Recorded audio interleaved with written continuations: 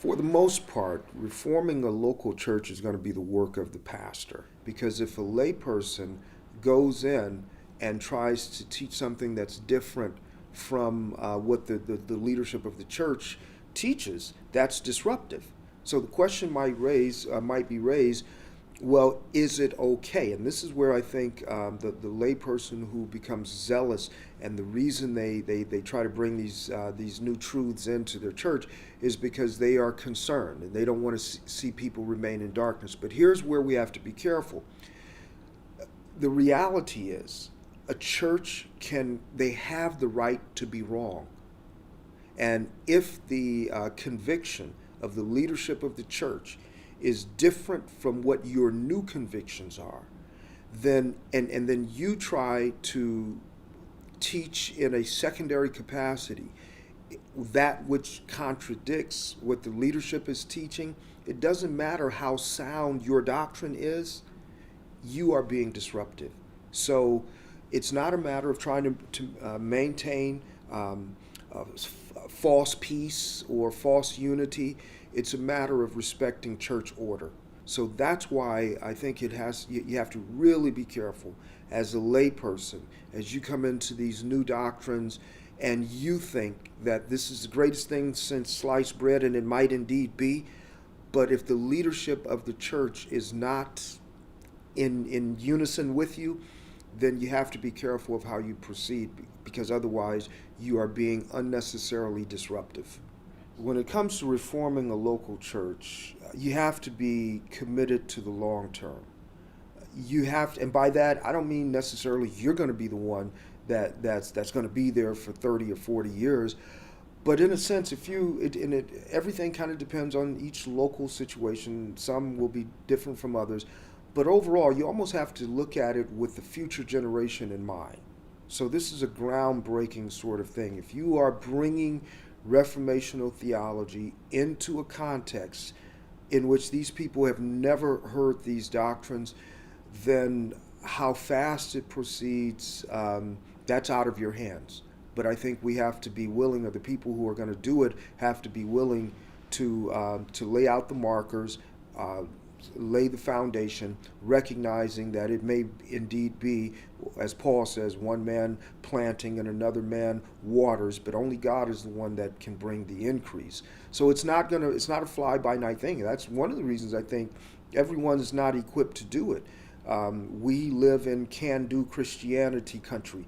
We live in a world in which we expect immediate results. We have a very narrow view oftentimes of the work of the Spirit as well as the church.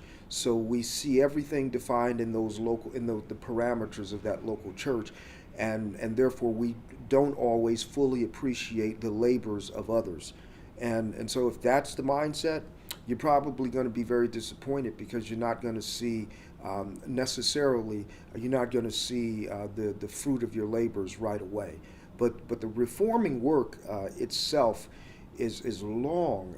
It could potentially be very long, because you're talking about a doctrinal foundation, perhaps connecting people to the communion of the saints at the level of the creeds and the confessions, changing perhaps the order of the liturgy, or introducing liturgical concepts, revisiting certain assumptions about worship, music. It's a wide-reaching thing. And furthermore, if you have Sunday school, making sure that all of the secondary teaching that takes place in the church doesn't undermine and overthrow the primary teaching and the regular preaching that takes place.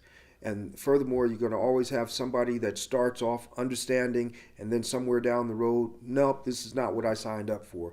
You're going to have those on the outside, new groups of Christian friends and leaders, churches that you weren't even aware of before, that wear the Reformed label, and you'll never be Reformed enough for people who are historically Reformed. You're going to be radical if you make the least change in worship. Can you imagine telling people, oh, well, Sunday school is not a biblical concept? Boy, you got to fight there. So there's a lot of things, and not to say that there's anything wrong with Sunday school, but if there is a change, a fundamental change, a foundational change in a church, the doctrine of a church, is going to have far-reaching effects. So some things may collapse by just by virtue of something new being there, and you're going to get blamed for removing that which is old and sacred. Yeah, now that I've painted such a dreary picture, why do it? Well, because as Jesus told Peter, if you love me, feed my sheep. And that being the case, we have to have every confidence that what we're doing is consistent with what Christ has prescribed for the health and care of his sheep. That being the case, uh, reforming, if you are committed to the doctrines of grace, reforming is its own reward. You don't look at it in external, tangible sort of ways.